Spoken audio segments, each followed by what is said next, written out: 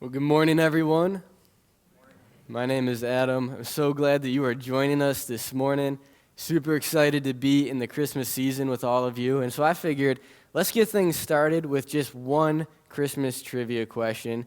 And this time, the question is, how many Christmas Hallmark movies have been made between the year 2000 and 2024? Too many? Wow. All right, we know how you feel about Christmas movies. Whew. All right, we're not talking just any Hallmark movies. We're talking about the Christmas ones. Put your hand up in the air if you think it's more than 100. All right, keep your hand up if you think it's more than 200. More than 300. More than 400. More than 500. More than 1,000. Anybody? Dean, is that your hand up? More than 1,000? Somebody in the room has got to vote for that. All right, so here's the correct answer. 410 Christmas Hallmark movies. There might be somebody here in this room that has watched all 410 of them.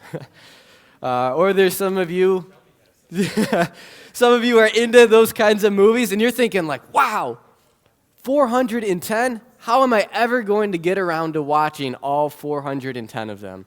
And if that's the problem you're facing, I'm here to help you. I can give you the Spark Notes. It's probably about a girl who is down on love, her small business is falling on tough times, and a little down on Christmas cheer.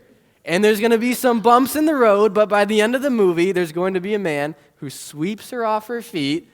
Her small business is going to be the best thing in town, and she's going to have so much Christmas cheer that is contagious to everybody around her. So there you go, just in case you don't get around to watching all 410 of these movies. So as you could probably tell, Hallmark movies are really not at the top of my list of like movies that I enjoy watching. But I understand the appeal. I understand wanting to watch a feel-good movie where you are guaranteed a happy ending 100% of the time.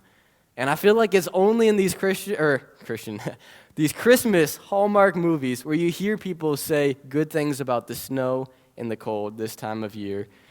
And you get to watch people celebrate like a picture-perfect Christmas. And maybe your Christmas celebrations look like the picture-perfect Hallmark celebration. I mean, maybe this is a picture that kind of describes what your Christmases are like, where the house is perfectly decorated. It's a top-notch meal. Everybody in the family is gathered around the table, and they're all getting along. There's no craziness. They're all dressed up, looking spiffy for the holidays. And if that's what your Christmas looks like, I am genuinely happy for you. That would be awesome. But if we're being real, a lot of our Christmas celebrations don't really look like this. You might identify with this picture a little bit more. Now, this is from the movie Home Alone, where this kid named Kevin is really abandoned by his family. They go off for some Christmas celebration and like a vacation, and he wakes up in the morning. He's all by himself. He has this moment of panic, and then on top of that, there's bad guys trying to break into his house. And maybe your Christmas season is kind of like, there's just so much going on. It could be that, like, you know that Jesus is the reason for the season. Like, you want to focus on Jesus this Christmas season, but it feels like life is moving at 100 miles per hour, and you can't even catch your breath. It could be this Christmas season, you're spending your time going to a doctor's appointments, hospital visits, and it's not the kind of Christmas that you had hoped to have this year. It could be that around this time of year, you have those memories of a loved one who has passed away, and those memories are tough because you want more than anything to just celebrate Christmas with that person. Or maybe you have kids or grandkids that you would love to spend the holidays with, and for one reason or another, you're not going to have the chance to see them. And there's all of these different things that could make our Christmas celebrations less than ideal. And our culture likes to say that this season is the best time of the year. And I think it is. Like, I love celebrating the birth of Jesus, and that's amazing. But it's not like as soon as December 1st rolls around that all of the challenges in life just magically disappear. And we have every reason to celebrate because of Jesus. But sometimes we're celebrating in the midst of hard times and challenges in this time of year. And if that's where you're at this morning, I just want to tell you, you are not alone. And there's even example after example in the Bible of people who have gone through some really difficult times. And we're going to take a look this morning at just one of those examples from the Bible. And so if you'd like to follow along with me, you can turn in your Bibles to Daniel chapter 3. So that's a little bit further than the middle of your Bible. And if you don't have a Bible with you, you can also look up at the screen, and we'll have the verses there for you to follow along. We'll be in Daniel chapter 3. And in a little while here, we're going to pick up in verse 13. So some of you may remember a few weeks back, we did a series called Kings Rise and Fall, and we were talking about just the fact that God was in control of political leaders back in Bible times, and God is in control of political leaders even today. And so we traced through some of the kings in the Bible, and one of the kings that we talked about was the king of Babylon, King Nebuchadnezzar. Well, King Nebuchadnezzar is also featured in this story here this morning. And the problem with King Nebuchadnezzar is he had the authority to make whatever decision he wanted to make without any kind of accountability. And this man was a little bit unhinged, maybe even the definition of unhinged. Like there was a time where he had this strange dream, and he thought there was some kind of meaning wrapped up within this dream, and so he summoned all of his magicians and counselors, and he asked them to give him an interpretation of what his dream was all about. And then he told them if they did not give him the correct interpretation for his dream, he would have them ripped apart limb from limb. Like, this guy is not messing around. This is a guy that you really do not want to disobey. And so after that whole dream interpretation episode, there's this time when King Nebuchadnezzar built a statue that was 90 feet tall and 9 feet wide, made out of gold. Like, it would have been so impressive to see this incredible statue. And I think he was pretty proud of it too, because he had this whole dedication ceremony where he rounded up all the people within his land to gather in front of this statue. And then he gave them the instruction that when they heard the sound of musical instruments playing, that they all needed to bow down in front of this statue. Now, for most of the people living in Babylon at the time, like, it would not have been a big deal to bow down in front of this statue. After all, most of these people, they worshipped a whole bunch of different gods, and so it's like, oh, what is it to just worship one more statue, to bow down in front of one more thing? But this would have been a really big deal for the Jewish people living in Babylon, because after God delivered the Israelite nation from Egypt, God made it very clear that he did not want them to bow down or even worship any other gods than him. And this is what he says in Exodus chapter 20, starting in verse 2. I am the Lord your God who rescued you from the land of Egypt, the place of your slavery. You must not have any other god but me. You must not make for yourself an idol of any kind or an image of anything in the heavens or on the earth or in the sea. You must not bow down to them or worship them. For I, the Lord your God, am a jealous God who will not tolerate your affection for any other gods. And there were at this time 3 Jewish men living in the land of Babylon who took this really seriously. I think their names were Make the Bed, Shake the Bed, and To Bed We Go. I'm just kidding. It's Shadrach, Meshach, and Abednego. And these guys were very devout followers of God. And so they were kind of stuck in between a rock and a hard place. Like, they could obey God, follow this instruction, and disobey the king. Or they could obey the king, but then they would be disobeying God. Now, what would you do if you were in a situation like that? Well, actually, let's raise the stakes a little bit. The king also said that anybody who does not bow down and worship this statue would be thrown into a fiery furnace. So now this is a life or a death decision that these 3 men are going to make. When the music plays, Are they going to bow down in front of this statue, or are they going to obey God? Well, when it came time for them to make a decision, and the musical instruments played, and everybody else around them is bowing down in front of this statue, these three men remained standing. They decided that they would rather obey God than obey the king. And there were some of the king's officials who tattled on these three men, and they went before the king, and they told him, these three Jewish guys are defying your orders. What are you going to do about it? So that's what we're going to read about in chapter 3 in verse 13. It says, Then Nebuchadnezzar flew into a rage and ordered that Shadrach, Meshach, and Abednego were brought before him. When they were brought in, Nebuchadnezzar said to them, Is it true, Shadrach, Meshach, and Abednego, that you refuse to serve my gods or worship the gold statue I have set up? I will give you one more chance to bow down and worship the statue I have made when you hear the sound of the musical instruments. But if you refuse, you will be thrown immediately into the blazing furnace. And then what God will be able to rescue you from my power? Shadrach, Meshach, and Abednego replied, O Nebuchadnezzar, we do not need to defend ourselves before you. If we are thrown into the blazing furnace, the God whom we serve is able to save us. He will rescue us from your power, your majesty. But even if he doesn't, we want to make it clear to you, your majesty, that we will never serve your gods or worship the gold statue you have set up. Nebuchadnezzar was so furious with Shadrach, Meshach, and Abednego that his face became distorted with rage. He commanded that the furnace be heated up 7 times hotter than usual.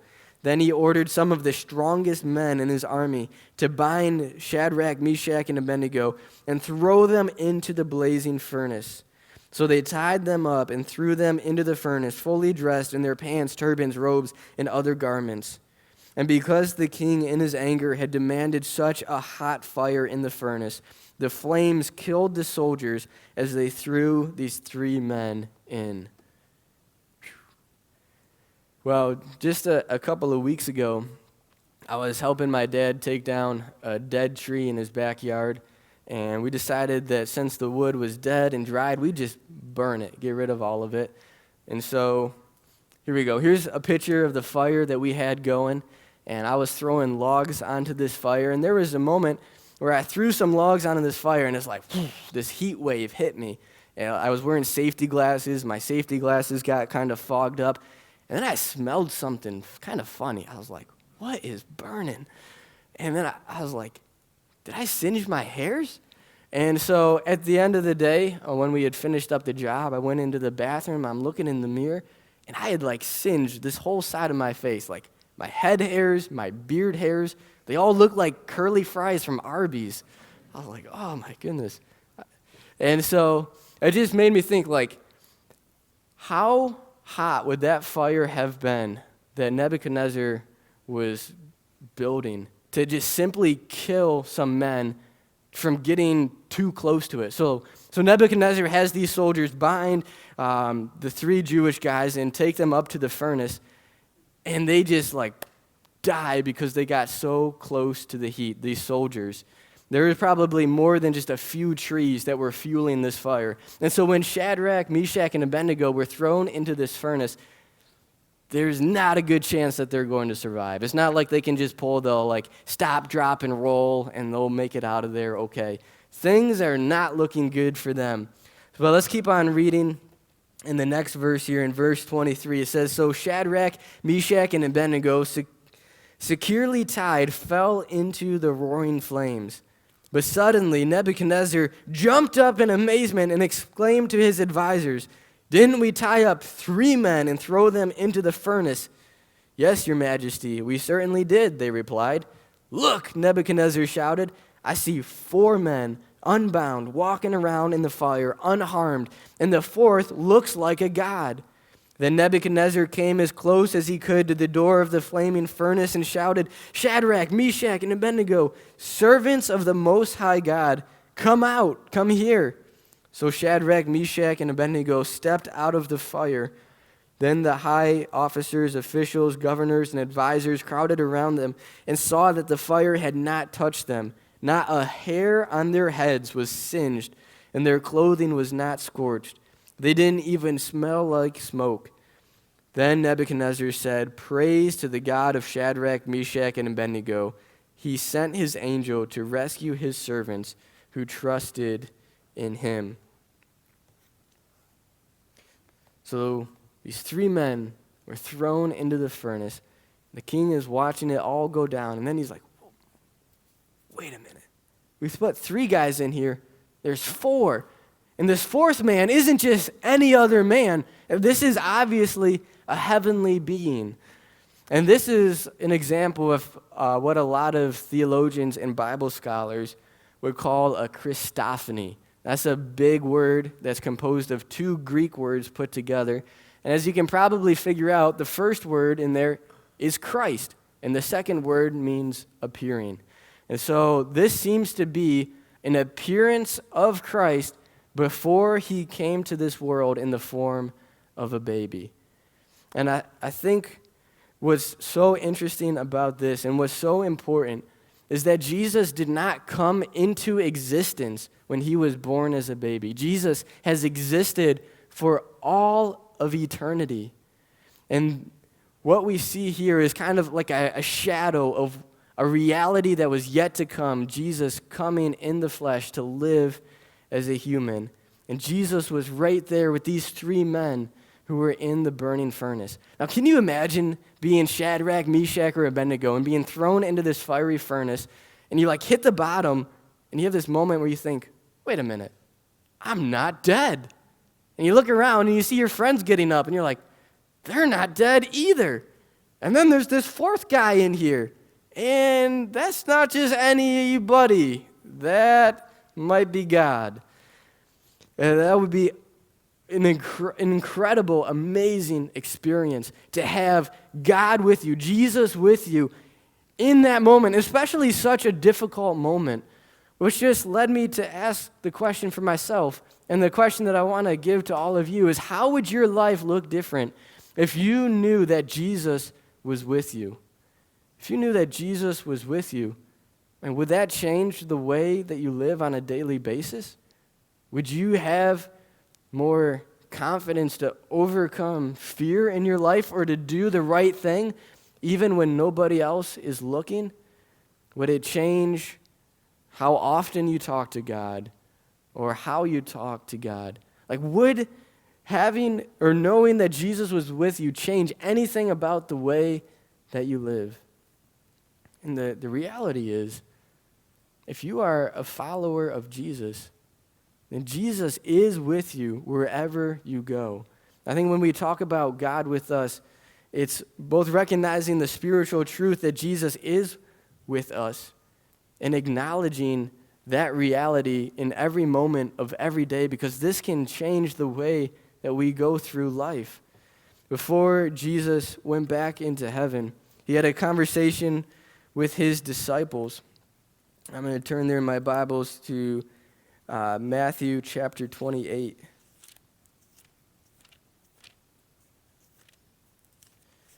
And at the end of the chapter, in verse 18, it says, Jesus came and told his disciples, I have been given all authority in heaven and on earth. Therefore, go and make disciples of all nations, baptizing them in the name of the Father, the Son, and the Holy Spirit. Teach these new disciples to obey all the commands I have given you. And be sure of this, I am with you always, even to the end of the age. And it's from these verses that we get our mission statement, making more and better Jesus followers. But I want to point our attention to the way that Jesus begins this conversation with his disciples. He begins by saying, I have been given all authority on heaven and on earth. That's basically a way of Jesus saying that he has power over everything. Even in heaven, Jesus has power over Satan. Jesus has power over the authorities of darkness. There is no power greater than the power of Jesus. And he has authority and power here in this world, in this life as well.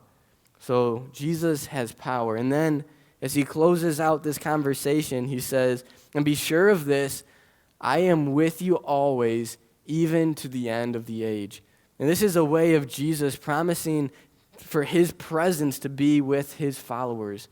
So there is power in Jesus and who he is, and there is power in his presence. And we have Jesus with us wherever we go, living in our hearts if we are a follower of him. And I think the power and the presence of Jesus, and when Jesus says, "I am with you even to the end of the age," this isn't just like in one of those Hallmark movies where somebody says, like, "I'm going away now, but I'll always be in your hearts, and you can just think of me when you go through hard times." That's a nice line, right? It's like, oh, wow, so touching. But when Jesus says it, it's not full of fluff. There's no fluff in this. Jesus is God himself in the flesh. He came to this world to live with us and to be with us, and his power and his presence are with us if we are followers of him. And so I think it's important for us to remember this, that Jesus never promised to keep us from the hard times, but he promised to be with us in the hard times. You see, God didn't keep Shadrach, Meshach, and Abednego from being thrown into the fiery furnace. These guys were thrown into the flames. That's a pretty tough situation. But even still, God was with them. And even in the verses that we just read in the book of Matthew, Jesus is commissioning his disciples to spread out all over the earth and to tell people the good news of Jesus. And most of the disciples of Jesus ended up dying as a martyr. They were killed because they were sharing the message of Jesus. But even then, even in those hard times that they went through, Jesus was there with them. He didn't keep them from dying as a martyr, but he was with them even in those difficult moments. And so I think the story of the fourth man in the fire with Shadrach, Meshach, and Abednego is a shadow, or kind of a picture of what we have in Jesus, this side of the cross. And I think that when we recognize this, it can change our lives.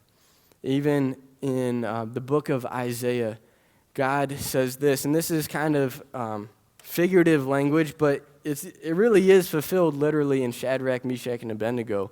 God says to the nation of Israel, "When you go through deep waters, I will be with you. When you go through rivers of difficulty, you will not drown. When you walk through the fire of oppression, you will not be burned up. The flames will not consume you." Now, this is a way of saying, like, whatever challenges you go through in life, I'm here with you. I am here for you. And I think just as God was with the nation of Israel, just as God was with Shadrach, Meshach, and Abednego, we have his presence here with us. And so the last question that I want us to just reflect on now is, what can you do to lean on the powerful presence of God this Christmas season? What can you do to not just go through life as if it's just you and your own strength, tackling whatever it is that comes in your path, but knowing that God is with you and his strength is there with you as well? And some of you have a handout on your seat, and I would encourage you to take just a few moments now to ask God, like, what is your next step? How can you focus more on him this Christmas season? So I'll give you just a few moments to reflect on that now, and then I'll wrap things up with some resources that can be available to you.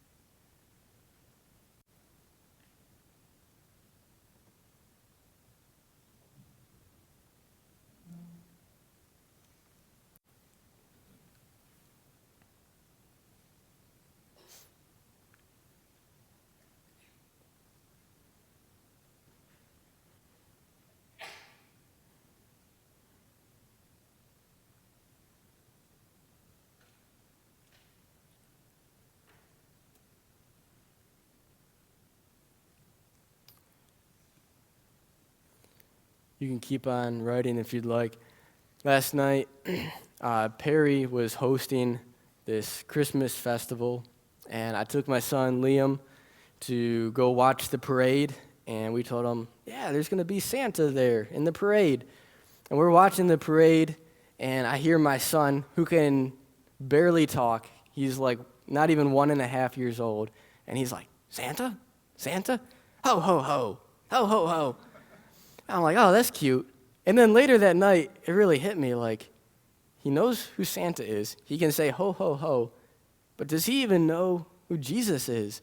Like, he's at that stage in his life where I need to be really intentional with guiding him and pointing him to who Jesus is. And there's so many Christmas movies and themes and things that have everything to do with just Santa and elves and snowmen and all of that kind of stuff. And I'm not saying that that's bad, but I think it's so important for us to remember what the Christmas season is all about. And so as far as resources go, I'd like to suggest a video on Right Now Media. Right Now Media is kind of like Christian Netflix. It has a whole bunch of Bible teaching videos. And there's this one video series on Advent.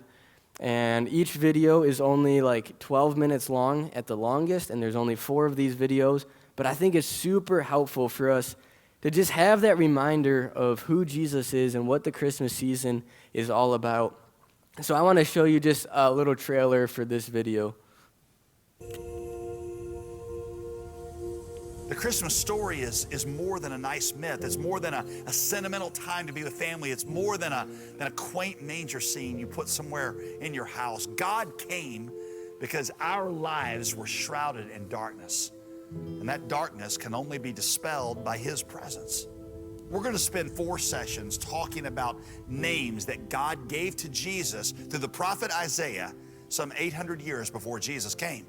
These names encapsulate the essence of who Jesus is. They carry deep meaning that speak to the darkest and most broken parts of our hearts. Do you know Jesus as Emmanuel? Do you know Him as Wonderful Counselor, as Everlasting Father, your Redeemer, your Restorer, your righteousness, your hope of heaven? You see, Jesus is all of these things in His very nature, but He won't be them to you until you believe on His name. This season is a bright sign pointing you to Jesus. Unto you a child is born. Unto you a son has been given. Will you receive Him? Will you believe on His name?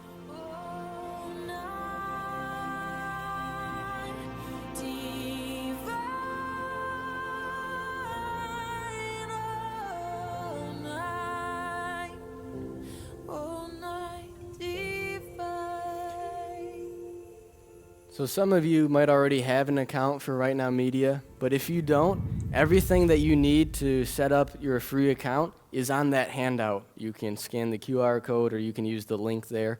And if you want to find that video specifically, you can just click on the Cast Isle Baptist Church icon, and it's one of those featured videos that's been saved to a playlist. In addition to that, that series also has like a family discussion guide. It's just a few pages asking some questions and prompting some conversation with your family. And we already printed out a whole bunch of those discussion guides. So if you think that this video is something that you would use for your family and you would be interested in this discussion guide, you can simply go back to the welcome table and grab a copy of this discussion guide from there. And then in addition to that, if you're like, all right, maybe the video's not for me, another resource that I think can be helpful for setting our focus on Jesus is through this Daily Bread devotional. And it just so happens to have a theme that matches up with what we're talking about on Sunday mornings, God with us. And there's 10 devotions in here, and maybe this would be a helpful resource just for your personal time with God or to do that together as a family. But that is also at the welcome table, and you can pick up a copy there as well. So that's all I have for this morning. I'm going to pray, and then we're going to have the worship team come up, and we'll sing that last song together.